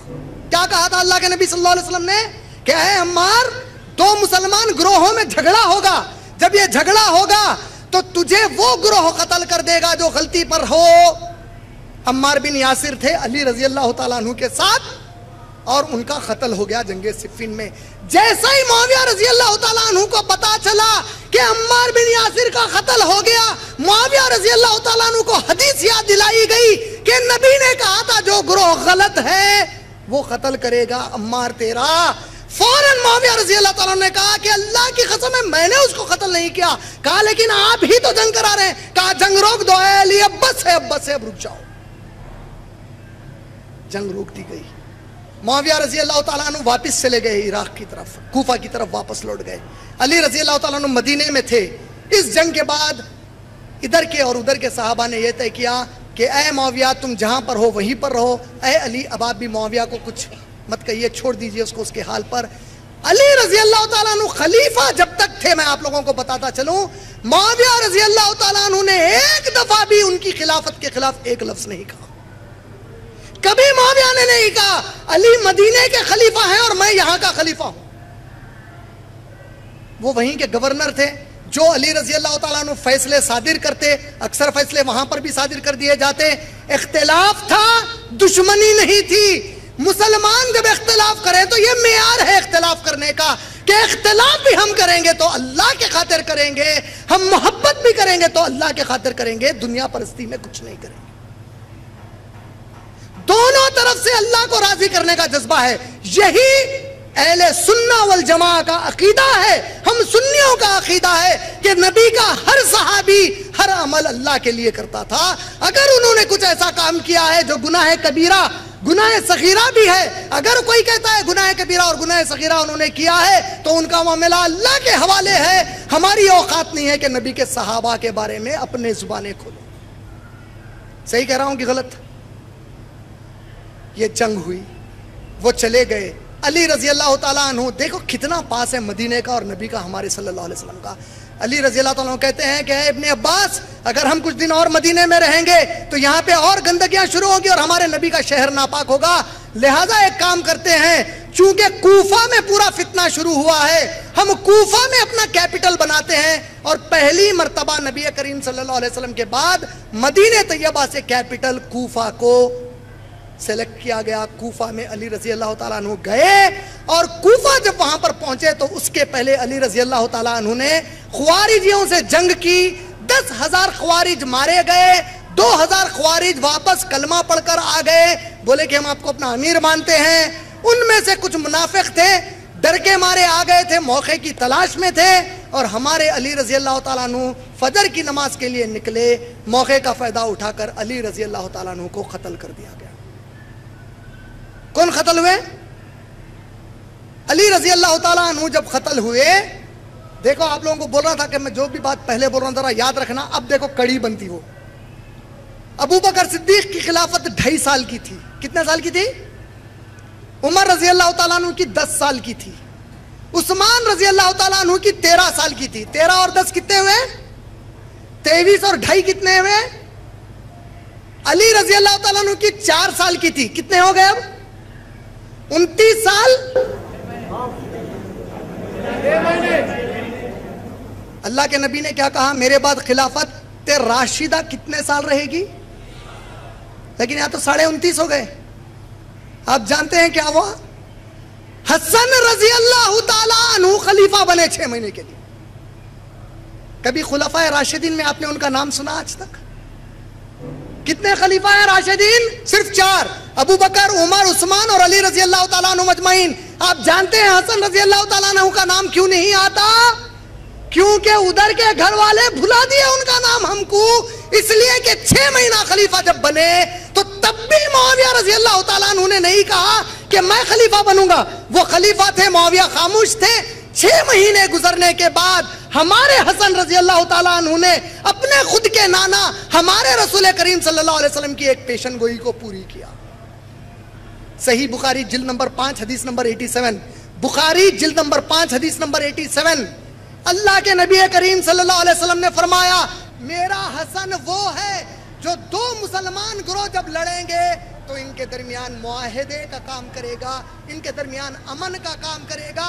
6 مہینے کی خلافت کے بعد حسن رضی اللہ تعالیٰ عنہ خود سے جا کر معاویہ رضی اللہ تعالیٰ عنہ کے ہاتھ پر بیعت کر کے کہتے ہیں کہ اے معاویہ، میں اپنی بیعت آپ کو دیتا ہوں، آج سے آپ ہمارے خلیفہ ہیں۔ نہیں سمجھے؟ یہ 6 مہینے ملائے تو 30 سال ہوئے۔ اللہ کے نبی کی کوئی بات جھوٹ ہو سکتی؟ کوئی غلط ہو سکتی؟ اللہ کی قسم میرا باپ کا باپ ہونا جھوٹ ہو سکتا، میری نبی کا قول جھوٹ نہیں ہو سکتا۔ نبی نے کہا 30 سال، لیکن ہمارے لیے حسن رضی اللہ تعالیٰ عنہ کی خلافت بھلائی گئی، کیونکہ اگر ان کی خلافت کو مان لیا جائے تو انہوں نے معاویہ رضی اللہ تعالیٰ عنہ کے ہاتھ پر بیعت خود کی۔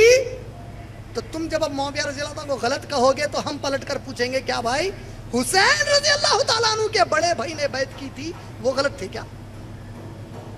معاویہ رضی اللہ تعالیٰ عنہ خلیفہ بنے 19 سال کے لیے۔ کتنے سال کے لیے؟ 19 سے 20 سال کے لیے وہ خلیفہ بنے۔ جب وہ خلیفہ بنے تو انہوں نے کبھی بھی کوئی فوج مدینے کو نہیں بھیجی یہ کہنے کے لیے کہ جاؤ اور حسین کو زبردستی کرو کہ وہ بھی خلافت کو میری قبول کریں۔ انہوں نے کبھی بھی ایسا نہیں کیا، اور 20 سال تک معاویہ رضی اللہ تعالیٰ کی خلافت میں ہمارے حسین رضی اللہ تعالیٰ عنہ نے بھی کبھی نہیں کہا کہ مجھے خلیفہ بننا ہے۔ اختلاف کا معیار دیکھ رہے ہیں، لیکن پیش کیسا کیا گیا پورا؟ انہوں نے وہاں جبر نہیں کیا، انہوں نے یہاں جبر نہیں کیا۔ معاویہ رضی اللہ تعالیٰ عنہ جب گزر گئے تو یزید بن معاویہ رضی اللہ تعالیٰ عنہ خلیفہ بنائے گئے۔ کون بنائے گئے؟ میں یزید کو رضی اللہ تعالیٰ عنہ نہیں بولا، یزید بن معاویہ رضی اللہ تعالیٰ عنہ خلیفہ بنائے گئے۔ جب وہ خلیفہ بنائے گئے اس وقت شروع ہوا کوفیوں کے خطوط کا سلسلہ۔ حسین رضی اللہ تعالیٰ خط پر خط لکھتے، خط پر خط لکھتے اور کہتے کہ اے حسین یہ یزید عیاش ہے، اے حسین یہ بے نمازی ہے، اے حسین یہ عیاش ہے، تم آؤ اے حسین ہم آپ کے ہاتھ پہ بیعت کرتے ہیں۔ لگ بھگ 60,000 خط لکھے گئے۔ حسین رضی اللہ تعالیٰ عنہ جب پہلے شروع میں خط آنے لگے چھوڑ دینے لگے، بعد میں چونکہ آتے ہی جاتے ہیں اب توجہ دینے لگے۔ جب توجہ دینی شروع کی تو ان کوفیوں کی خواہش تھی کہ نبی صلی اللہ علیہ وسلم کے پورے گھرانے کو ختم کریں، کیونکہ کوفیوں کے پیچھے دماغ کس کا تھا؟ یہودیوں کا تھا۔ بدلے کی تڑپ تھی کہ اچھا ہمارے پہ قبضہ کیے، ہم کو مدینے سے باہر کیے۔ اللہ کے نبی صلی اللہ علیہ وسلم دیکھو ہمارے نبی صلی اللہ علیہ وسلم کیا کیے؟ مدینے کے حدود میں یہودی بھی پہلے رہتے تھے، ان لوگوں نے ایک صحابیہ کے ساتھ چھیڑ چھاڑ کی۔ کیا کی ان لوگوں نے؟ پورے یہودیوں کو مدینے کے باہر کر دیا۔ آج تو مسلمان خود اپنی بہنوں کو چھیڑتا ہے۔ نبی نے یہودیوں کو مدینے کے باہر کر دیا صرف بچیوں کو چھیڑنے کی وجہ سے. ان کے دماغ میں بیٹھ گیا کہ اچھا ہم کو باہر کیا، اب دیکھو ہم تمہارے خاندان سے کیسا بدلا لیتے ہیں. خطوط لکھنا شروع کیے. حسین رضی اللہ تعالیٰ عنہ نے سوچا کہ اتنے خط آئے ہیں اور یزید بن معاویہ رضی اللہ تعالیٰ عنہ اگر یہ ظالم ہے، عیاش ہے، تو یقیناً جب اتنے لوگ میرے ہاتھ پر بیعت کرنا چاہ رہے ہیں تو مجھے ضرور جانا چاہیے. آپ نے جانے کا ارادہ کیا. آپ مکہ المکرمہ سے نکلتے ہیں ارادے سے جانے کے. عبداللہ ابن عباس رضی اللہ تعالیٰ عنہ ہمارے نبی صلی اللہ علیہ وسلم کے چچا زاد بھائی آ کر روکتے ہیں. کہتے ہیں میرے حسین، آپ عمر میں مجھ سے چھوٹے ہو، آپ نبی کے لاڈلے نواسے ہو، آپ میرے بھائی علی کے بیٹے ہو، میں آپ کا چچا ہوں رشتے میں. اے میرے حسین، اے میرے حسین، میرے بچے، آپ کوفیوں کے بارے میں نہیں جانتے. یہ کوفی وہ ہیں جنہوں نے ہم سے ہمارے عثمان کو کھینچا رضی اللہ تعالیٰ عنہ. یہ کوفی وہ ہیں جنہوں نے آپ کے والد علی رضی اللہ تعالیٰ عنہ کو قتل کر دیا ہے. یہ کچھ ضرور سازش کر کے آپ کو بلا رہے ہیں، مت جاؤ میرے بچے. حسین رضی اللہ تعالیٰ کہتے ہیں کہ نہیں، مجھے جانا ضروری ہے کیونکہ اتنے خطوط آئے. لیکن جانے کے پہلے انہوں نے ارادہ کیا کہ مسلم رحمت اللہ علیہ آپ کے ساتھ ایک اہل ایمان تابعی تھے، مسلم رحمت اللہ علیہ، ان سے کہا کہ جاؤ اور کوفیوں کے حال اور ان کے واقعات کو دیکھو اور دیکھو کہ کیا حقیقت میں سنجیدہ ہیں. اگر وہ سنجیدہ ہے تو پھر تو کوئی بات نہیں، ہم تو نکل ہی پڑے ہیں، راستے میں ملتے ہیں اور پھر ہم لوگ سب چلتے ہیں. مسلم رحمت اللہ علیہ چلے گئے. عبداللہ بن عمر رضی اللہ تعالیٰ عنہ کو خبر ہوئی، عمر رضی اللہ عنہ کے بیٹے کو، حسین رضی اللہ تعالیٰ عنہ جا رہے ہیں. عبداللہ بن عمر رضی اللہ تعالیٰ عنہ کو خبر ہوئی کہ وہ مدینہ چھوڑ کر نکل چکے ہیں، 3 دن ہو گیا ہے. عبداللہ بن عمر اپنے گھوڑے کو دوڑاتے ہوئے تڑپ کر جاتے ہیں کہ حسین رضی اللہ تعالیٰ عنہ کو روک لیں گے. راستے میں ملاقات کرتے ہیں، کہتے ہیں یا حسین، اے میرے حسین رضی اللہ تعالیٰ عنہ، مت جاؤ. اے حسین، آپ اس نانا کے نواسے ہو کہ جب جبرائیل علیہ السلام آپ کے نانا کے پاس آئے اور کہا کہ اے اللہ کے رسول، پاک پروردگار فرماتا ہے کہ آپ اس دنیا کو چھوڑ کر وہاں آنا چاہتے ہیں یا اس دنیا میں رہنا چاہتے ہیں، آپ کی مرضی پر چھوڑ دیا گیا ہے. تو آپ کے نانا نے اس دنیا سے بہتر آخرت کو سمجھا. آپ اس نانا کے نواسے ہو، جو ہوتا ہے اسے چھوڑو، آپ اس کی فکر میں رکھے. حسین رضی اللہ تعالیٰ نے کہا کہ نہیں عبداللہ بن عمر، مجھے جانا ہے. اللہ کے نبی صلی اللہ علیہ وسلم نے کے بعد حسین رضی اللہ عنہ کے اس واقعے کے اوپر حسین رضی اللہ عنہ کوچ کرنے کے ارادے میں تھے، اپنے پورے اہل خانہ کو لے کر گئے. جب وہ پہنچ رہے تھے راستے میں خبر ملی کہ کوفیوں نے مسلم رحمت اللہ علیہ کا قتل کر دیا. آپ نے ارادہ فوراً پلٹنے کا کیا. مسلم رحمت اللہ علیہ کے صاحبزادے آپ کے ساتھ تھے. حسین رضی اللہ عنہ کہتے ہیں کہ یا حسین، میرے باپ کا خون کا بدلہ لیجیے اب آپ، کیونکہ آپ نے بھیجا تھا وہ قتل ہوئے ہیں، اب آپ ان کے خون کا بدلہ لیجیے. حسین رضی اللہ تعالیٰ عنہ اب آن دا ہارنس آف اے ڈیلیما تھے کہ جاؤں یا واپس ہو جاؤں. لیکن ہمارے حسین رضی اللہ تعالیٰ عنہ ہمارے نبی کے نواسے ہیں، وہ کیسے گوارا کرتے کہ ان کی وجہ سے کوئی مر جائے اور وہ ڈر کر واپس ہو جائے. انہوں نے کہا کہ اب جو ہوتا ہے ہوتا، میرے مقدر میں جو ہے وہی ہوگا، اب میں جاؤں گا ادھر ہی. جب وہ وہاں پہنچنے لگے تو کوفہ کے علاقے کا گورنر عبداللہ بن زیاد نے عمر ابن سعد کو، اپنے کمانڈر کو آرمی کے دے کر کہا کہ جاؤ اور حسین اور پورے گھر والوں کو قتل کر دو. عمر ابن سعد کہتے ہیں کیا بات کر رہے ہیں، پاگل ہو گئے کیا؟ نبی کے نواسے ہیں وہ لوگ، کہتا ہے کہ میرا حکم مانے گا کہ نہیں مانے گا. بہرحال اس نے جبر کی اور یہ کمبخت آیا وہاں پہ. حسین رضی اللہ تعالیٰ عنہ اور ان کے اہل خانہ کو گھیرا ان لوگوں نے اور بالآخر حسین رضی اللہ تعالیٰ عنہ کو اللہ نے مقدر میں ان کی شہادت نصیب کی تھی، وہ شہید کر دیے گئے. لیکن شہادت کے پہلے حسین رضی اللہ تعالیٰ عنہ اس عمر ابن سعد کو 3 پیشکش کرتے ہیں. 3 پیشکش کیا کیا؟ کہا کہ اے عمر ابن سعد، دیکھ میں لڑائی کی نیت سے نہیں آیا ہوں، مجھے یہ خطوط بھیجے گئے، میں ان خطوں کو لے کر آیا ہوں. اگر تم لوگ سمجھتے ہو کہ یہ سب جھوٹ ہے تو ٹھیک ہے، مجھے 3 میں سے کوئی ایک چیز کرنے دو. یا تو مجھے کوئی ایسے علاقے کی طرف بھیجو جہاں پر مسلمان فوج اللہ کے لیے جنگ کر رہی ہے، میں ان کے ساتھ شامل ہو جاؤں، یا مجھے مدینہ واپس ہونے دو، یا مجھے یزید کے پاس لے جاؤ. عبداللہ ابن زیاد تینوں بھی کام ہونے نہیں دیا. ان کا قتل کیا گیا. نعوذ باللہ، اللہ کی لعنت ہو جنہوں نے ان کو قتل کیا. اللہ کا عذاب قیامت تک ان کے اوپر آئے. ان کمبختوں نے ان کو قتل کر کے ان کے سر کو پکڑا اور عبداللہ بن زیاد کن گئے تو اس کمبخت نے، اس دلندر نے آپ کی نکپڑیوں میں ایک کاڑی کر کے کھیل رہا تھا. نعوذ باللہ، کہتا ہے ہم سے بغاوت کر کے آئے تھے. اور وہاں پر ایک صحابی بیٹھے تھے، اٹھ گئے. انس بن مالک رضی اللہ تعالیٰ عنہ کہتے ہیں کہ اے کمبخت، یہ نبی کے نواسے کا وہ چہرہ ہے جسے نبی بوسے دیتے تھے، اور تیری یہ مجال کے تو یہ کر رہا ہے ہمارے جیتے جی. اور اس ذلیل انسان نے اس کو ترک کیا. ترک کر کے کچھ وقت نہیں گزرا تھا، اللہ نے اپنا عذاب بتایا. اس کے سر کے اوپر چھت پر سے اس پر ایک چھوٹا سانپ گرا. سانپ ایک نکپڑی سے اس کے اندر گیا، اس کے دماغ کو چاٹ کر دوسرے نکپڑی سے باہر نکل گیا اور مر گیا. یہ واقعہ جیسے ہی ختم ہوا، اس کربلا کے واقعے میں جتنے اہل خانہ تھے آپ کے، زنانہ تھا، یہ پورا زنانہ سنی کتابوں کے حساب سے مدینہ واپس بھیج دیا گیا.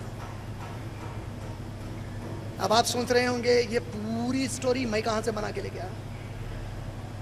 یہ پورے کتابیں جمع کر کے رکھا آپ لوگوں کو بتانے ہیں. یہ کتابیں شیخ سعد رحمۃ اللہ علیہ کی، طبقات ابن سعد. یہ البدایہ والنہایہ ابن کثیر رحمۃ اللہ علیہ کی. ابن تیمیہ کی منہاج السنہ صفحہ نمبر 219 اور صفحہ نمبر 237 سے 257 تک تفصیل میں آیا ہے. یہ ہمارے علماء ہیں، یہ ہمارے سنی اکابر علماء ہیں. ابن کثیر کون ہے؟ جن کی کتاب سے ہم لوگ تفسیر ابن کثیر پڑھتے ہیں قرآن کی، جسے ہر سنی، چاہے وہ بریلوی ہو، دیوبندی ہو، تبلیغی ہو، جماعت اسلامی کے ہوں، اہل سنہ والجماع کے ہوں یا اہل الحدیث ہوں، متفق طور پر سب سے اچھی تفسیر ابن کثیر کو مانتے ہیں. یہ پورے واقعات میں نے ان کتابوں سے سنا ہے. ابن تیمیہ کون ہے؟ ابن کثیر کے استاد ہیں، ابن قیم کے استاد ہیں، ابن اسیر کے استاد ہیں، 100 اکابر علماء کے استاد. کیسے استاد؟ جب منگول پوری مسلمانوں کو جلا کر عراق میں راکھ کر رہے تھے تو ابن تیمیہ اکیلے، کیسے ہمارے علماء تھے، دیکھو کیسے علماء تھے. اللہ اکبر. چنگیز خان کی فوج اور اس کے بچوں کی فوج حملہ کری عراق پر، 20 لاکھ مسلمانوں کا قتل ہوا. تاریخ کی کتابیں کیا کہتی ہیں؟ گھوڑے جب چلتے عراق کی گلیوں میں تو کس حد تک حالت ہو گئی تھی، مسلمان آپس میں لڑ کر ایمان میں کمزور ہو گئے. نتیجہ کیا نکلا؟ جنگلی قوم ان کے اوپر وارد ہوئی اور گھوڑے چلتے تو مسلمانوں کے خون کا کیچڑ ہوتا ہوا. ایک چنگیزی کسی مسلمان کو راستے میں ملتا تو کہتا ٹھہر، میں بھی گھر سے تلوار لاتا ہوں. اتنا ڈر گیا تھا مسلمان کہ اس کے تلوار لانے تک ٹھہرا رہتا، وہ آ کے اسے قتل کر کے جاتا. آپ لوگ سوچ رہے ہوں گے کہ ایسا ہو بھی سکتا کیا؟ ایسا آج بھی ہوا بھائی. حال میں ہندو نیوز پیپر میں ایک رپورٹ آئی، کشمیر میں بعض بدبخت ایک گاؤں میں گھس گئے، مسلمان مردوں کو گھر سے نکالا. آج کل کی بات نہیں ہے، تقریباً 10-12 سال پرانی بات ہے. نکال کر کہا باہر ٹھہرو، اندر گھس کے ریپ کیے، باہر نکل کے صبح کے وقت آئے، ہلنا نہیں، یہاں سے گھر میں نہیں جانا جب تک ہم نہیں آئے. گئے اور اپنے دوسرے دوستوں کو لائے تک مسلمان ہاتھ بن کے وہیں بیٹھے ہوئے. یہ میرے گھر کی رپورٹ نہیں ہے، ہندو نیوز پیپر کی رپورٹ ہے. جب تم آپس میں لڑتے، اللہ نے قرآن میں کہا ہے، سورہ انفال آیت نمبر 20، اے لوگوں جو ایمان لائے ہو، اللہ اور رسول کی اطاعت کرنے والے بن جاؤ اور آپس میں جھگڑے نہ کرو. اگر تم آپس میں جھگڑے کرو گے اللہ تمہاری ہوا اکھاڑ کر پھینک دے گا.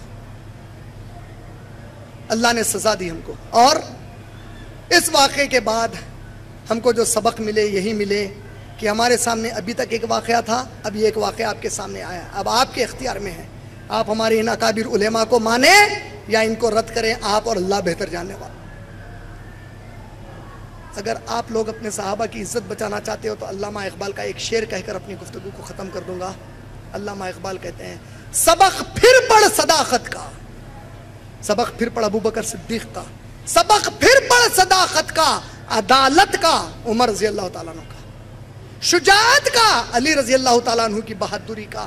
سبق پھر پڑھ صداقت کا، عدالت کا، شجاعت کا، کام لیا جائے گا تجھ سے دنیا کی امامت کا. وآخر دعوان الحمدللہ رب العالمین.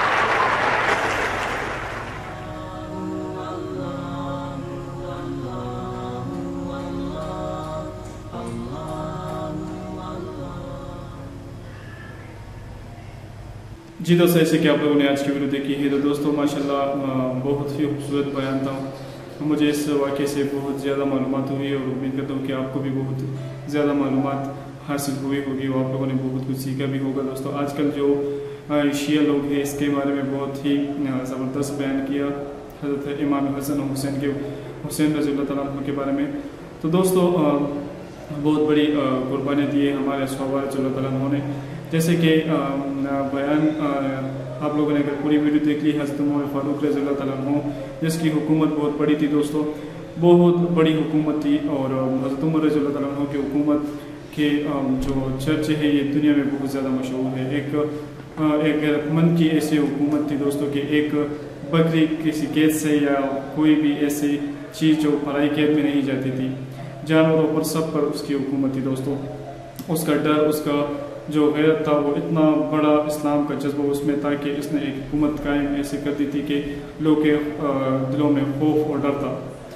تو دوستو جیسے کہ عمر رضی اللہ عنہ کو کوئی بھی مار نہیں سکتا تھا، لیکن جب وہ نماز کے لیے کھڑے ہوئے تھے تو اس پر وار کیا گیا تھا.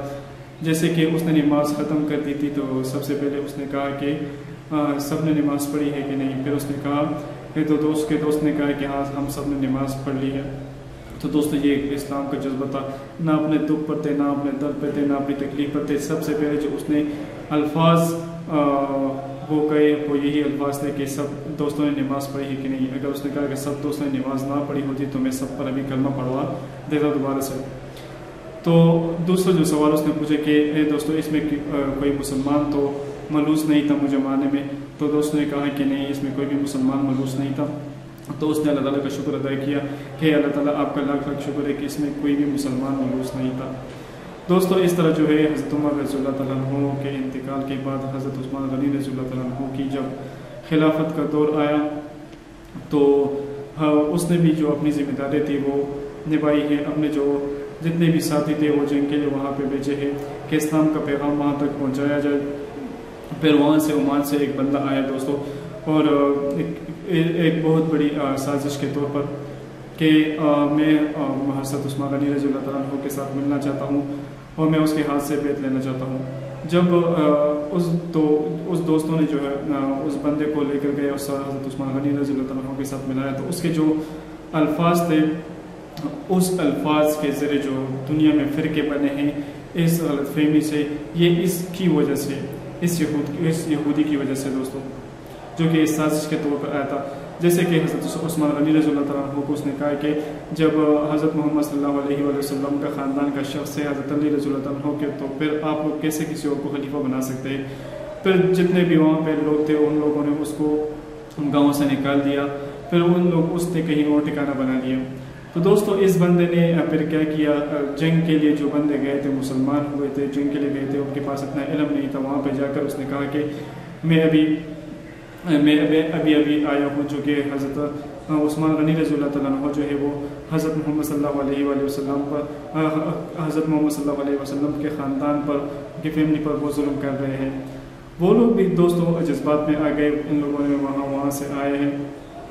اور پھر اس بندے نے ان کے پاس تو علم بھی نہیں تھا، کچھ بھی نہیں تھے. حضرت علی رضی اللہ عنہ اور حضرت امام حسین اور حضرت رضی اللہ تعالیٰ عنہ وہ کام بھائی گئے تھے، عمرے کے لیے گئے تھے. تو اس طرح وہ لوگ آئے ہیں اور حضرت عثمان غنی رضی اللہ تعالیٰ عنہ کو ان لوگوں نے قید کر دیا. تو دوستوں کہنے میں آتا ہے کہ یہ قید بہت زیادہ تکلیف دہ قید تھی. حضرت عثمان غنی رضی اللہ تعالیٰ عنہ کو 3 مہینے تک نہ کوئی پانی دی ان لوگوں نے، نہ کوئی خوراک، کوئی بھی ایسی چیز نہیں دی ان لوگوں نے. بہت بڑی تکلیف. حضرت عثمان غنی رضی اللہ تعالیٰ عنہ جیل کی چھت پر آئے ہیں. اس نے کہا ہے کہ اے لوگوں، تو میں نے تو حضرت محمد صلی اللہ علیہ وسلم کے کہنے پر وہ کنواں جو ہے وہ آپ لوگ کے لیے خریدا تھا جو آپ لوگ پیسوں پر پانی لے کر جاتے تھے، کیا اس کنویں سے بھی مجھے تھوڑا سا پانی نہیں ملتا تھا؟ تو دوستو تھوڑا سا سوچیے کتنی بڑی تکلیف دہ جو ہے وہ بات ہے. جس بندے نے اپنا جمع پونجی وہ لگا دی وہ ان لوگوں کے لیے جو کہ پیسوں پر پانی دیتے تھے، درہم دیتے تھے، دینار دیتے تھے، ان سے پانی خریدتے تھے، جو کہ حضرت عثمان غنی رضی اللہ تعالیٰ عنہ نے ان کے لیے کنواں جو ہے وہ خرید کر دے دیا. تو دوستو جب حضرت علی رضی اللہ تعالیٰ عنہ آئے، حضرت امام حسن حسین رضی اللہ تعالیٰ عنہ کے پاس آئے تو وہ بہت زیادہ غصہ ہوئے کہ آپ لوگوں کے ہوتے ہوئے حضرت عثمان غنی رضی اللہ عنہ پہ اتنا ظلم ہوا، یہ کیوں ہوا؟ تو پھر لوگ تو دوستوں سازشوں پر اتنے ان کے دماغ جو تھے ان لوگوں نے کام چھوڑ دیا تھا کہ پھر بہت سے سازشوں کے باوجود حضرت عثمان غنی رضی اللہ عنہ کو مار دیا تھا۔ پھر لوگ وہی سازشوں والے لوگ آئے حضرت علی رضی اللہ عنہ سے کہا کہ اے علی، آپ تو حضرت محمد صلی اللہ علیہ وآلہ وسلم کے خاندان ہیں، ابھی ہم آپ کو ہی خلیفہ بنائیں گے۔ تو پھر حضرت علی رضی اللہ عنہ خلیفہ بن گئے۔ پھر ان لوگوں نے بھی بہت زیادہ سازشیں کی، اتنی بہت انتہائی سازشیں بنائی دوستوں کہ حضرت علی رضی اللہ عنہ کو بھی قتل کر دیا تھا۔ پھر 6 مہینے تک حضرت امام حسن رضی اللہ عنہ کی حکومت تھی۔ حضرت محمد صلی اللہ علیہ وآلہ وسلم نے جو باتیں کی تھی دوستوں وہ سچ ہو گئی تھی، وہ سچ ہو گئی تھی کہ 30 وقت تک حکومت قائم رہے گی۔ پھر جو اس کے بعد جو ہے ایک اور صحابی کی جو حکومت آئی ہے، پھر ان یزیدوں نے، ان یہودی نے دوستوں ان کو بھی جو ہے وہ قتل کر دیا تھا۔ پھر حضرت امام حسن جو ہے وہ روانہ ہو گئے تھے کہ ان یہودی نے مجھے اتنے لیٹر لکھے ہیں، صحیح خطوط لکھے ہیں کہ آپ آئے ہو، ہم آپ کے ہاتھ سے بیعت لینا چاہتے ہیں، ہم مسلمان ہونا چاہتے ہیں، ہم سیدھے راستے پر آنا چاہتے ہیں۔ وہ بھی ان کی ایک بہت بڑی سازش تھی دوستوں۔ جب حضرت حسن رضی اللہ عنہ جب روانہ ہوئے تو بہت سے لوگوں نے اس کو منع بھی کیا ہے کہ آپ مت جائیں، یہ لوگ آپ کے لیے سازش کر رہے ہیں۔ تو دوستو پھر بھی حضرت امام حسن رضی اللہ عنہ وہ نہیں مانے اور وہ اپنے راستے پر جا رہے تھے۔ جو بندہ حضرت امام حسن رضی اللہ عنہ نے بھیجا تھا کہ آپ جاؤ اور وہاں ان کی سازشیں چیک کرو کہ وہ لوگ میرے خلاف کیا سازشیں بنا رہی ہیں۔ جیسے کہ وہ لوگ چلے گئے دوستوں، وہ بندہ چلے گئے ان کی سازشیں دیکھنے کے لیے، تو ان یہودی نے اس کو بھی مار دیا تھا۔ تو پھر جو بندہ حضرت حسن رضی اللہ عنہ کے ساتھ تھا تو اس نے کہا کہ اے حسن، ان لوگوں نے تو میرے باپ کو مارا ہے، تو ابھی آپ ایسے کام کریں کہ میرے باپ کا بدلہ لیں گے۔ کیونکہ دوستو حضرت محمد صلی اللہ علیہ وآلہ وسلم کے ساتھیوں میں اگر کسی کو بھی کوئی مار لیتا، غیر مسلم نان مسلم جتنے بھی کوئی مار لیتا، تو حضرت محمد صلی اللہ علیہ وآلہ وسلم اس کا بدلہ خواہ لیتا، بدلے کے بغیر وہ لوگ نہیں رہ سکتے تھے۔ تو دوستو حضرت امام حسن رضی اللہ عنہ نے کیا کیا، اس نے کہا کہ ہاں اب تو جو بھی ہو بس مجھے جانا ہے۔ تو وہاں پہ وہ گئے ہیں اپنے خاندان کے ساتھ، اپنی فیملی کے ساتھ وہاں پہ گئے ہیں۔ ان لوگوں نے پھر حضرت امام حسن رضی اللہ عنہ کے ساتھ بہت زیادتی کی دوستوں، اس کو قتل کر دیا گیا، اس کی جو گردن تھی وہ کاٹ لی گئی تھی، اور پھر اس کی جو گردن کے ساتھ ان لوگوں نے کیا تلوار پر ان لوگوں نے رکھا تھا۔ اس طرح جو ہے حضرت امام حسن کو رضی اللہ عنہ کو بھی شہید کر دیا تھا دوستوں۔ اس طرح اگر دیکھا جائے دوستوں کہ ہمارے صحابہ نے بہت بڑی قربانیاں دی ہے۔ حضرت عمر فاروق رضی اللہ عنہ، حضرت علی رضی اللہ عنہ، حضرت عثمان غنی رضی اللہ عنہ، تو اس طرح صحابہ نے بھی بہت بڑی قربانیاں دی ہے، جو کہ آج کل یہ لوگ شیعہ لوگ جو ہے یہ ماتم منا رہے ہیں کہ حضرت امام حسن، حضرت امام حسین، تو یہ لوگ یہ باتیں اپنے ذہن میں کیوں نہیں رکھتے ہیں کہ ہمارے اور بھی صحابہ ہیں جن لوگوں نے اسلام کی خاطر بہت بڑی قربانی دی ہے دوستوں۔ جیسے کہ ایک غیرت مند انسان حضرت عمر فاروق رضی اللہ عنہ کو واقعہ کتابیں ہمیں دیکھے تو ہماری آنکھیں کھل جائیں گی، ہمارے بدن پر جو ہے وہ بال کڑے ہو جائیں گے کہ ان لوگوں نے بہت بڑی قربانی دی ہے دوستوں۔ حضرت عثمان غنی رضی اللہ عنہ جو کہ بہت بڑا امیر تھا دوستوں، وہ اپنے خزانے سب کچھ ختم کر کے اسلام کی خاطر وہ آئے ہیں، اپنی زندگی اسلام کی خاطر جو جہادوں پر یہی گزار دی تھی دوستوں۔ ان کی جو قربانی تھی ان لوگوں کو بھی بہت سختی سے مارا گیا، ان لوگوں نے سازشوں سے قتل کر دیا۔ پھر حضرت علی رضی اللہ عنہ جب آئے دوستوں، ان نے بھی بہت انتہائی قربانی دی ہے، پھر ان لوگوں کو بھی قتل کر دیا گیا۔ تو دوستوں اگر سوچا جائے تو ہر ایک صحابی نے اسلام کی خاطر بہت زیادہ جنگیں لڑی ہیں اور بہت زیادہ قربانی دی ہے، وہ جان ہے، وہ مال ہے، وہ کچھ بھی ہے، بہت زیادہ قربانی دی ہے۔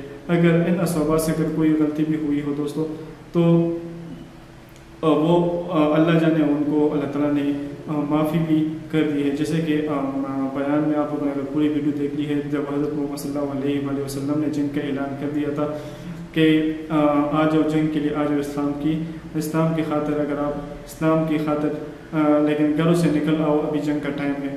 تو کہنے میں آتا ہے کہ ایک صحابی تھا جس نے ابھی شادی کی تھی، شادی کی اس کی رات تھی، جب वो गुस्ल कर रहा था तो उसकी बीवी उससे कह रही थी कि आप अगर गुस्ल करोगे तो वो हज़रत मोहम्मद सल्लल्लाहु अलैहि वसल्लम जो है वो जंग के लिए जा चुके होंगे। तो उसने गुस्ल छोड़ा और वो जंग के लिए चले गए थे। जब जंग ख़त्म हुई तो सारे असहाबा जो थे वो इधर उधर देख रहे थे। तो इस असहाबा का जो शहीद की जो लाश थी वो ऊपर थी और पानी भटक रहा था। जब असहाबा ने हज़रत मोहम्मद सल्लल्लाहु अलैहि वसल्लम से पूछा कि ए अल्लाह के रसूल ये क्या माजरा है, तो हज़रत मोहम्मद सल्लल्लाहु अलैहि वसल्लम ने पूरा माजरा सुनाया कि इस असहाबा की जो थी वो शादी थी। तो ये गुस्ल करने के लिए गया था कि इसकी बीवी ने इसको आवाज़ दी है कि अगर आप चाहोगे तो हज़रत मोहम्मद सल्लल्लाहु अलैहि वसल्लम जंग के लिए चले गए होंगे, आप ये ऐसा ना हो कि आपसे ये कोई गलती हो जाए। तो इस तरह जो है वो जन्नत के जो पानी से उसको गुस्ल दिया जा रहा था दोस्तों। तो दोस्तों बहुत ज़्यादा कुर्बानी दी है हमारे सहाबा ने, बहुत इंतहाई कुर्बानी दी है। तो आजकल जो सिलसिला शियों का जा रहा है ये सिर्फ कुछ सहाबा के नहीं बल्कि तमाम सहाबा को हमें याद करना चाहिए, हमें उनकी कुर्बानी को याद करना चाहिए और जितने भी कुरान मजीद और हदीस हैं हमें उस पर अमल करना चाहिए। तो दोस्तों उम्मीद करता हूँ कि ये वीडियो आपको अच्छी लगी होगी और इस वीडियो से मैंने भी खुद भी बहुत कुछ सीखा है दोस्तों, और उम्मीद करता हूँ कि आपको भी बहुत ज़्यादा सबक मिला होगा। तो उम्मीद करता हूँ कि दोस्तों ये वीडियो आपको अच्छी लगी होगी। अगर वीडियो अच्छी लगी हो तो अपनी कीमती राय हमारे साथ ज़रूर शेयर करें। वस्सलाम।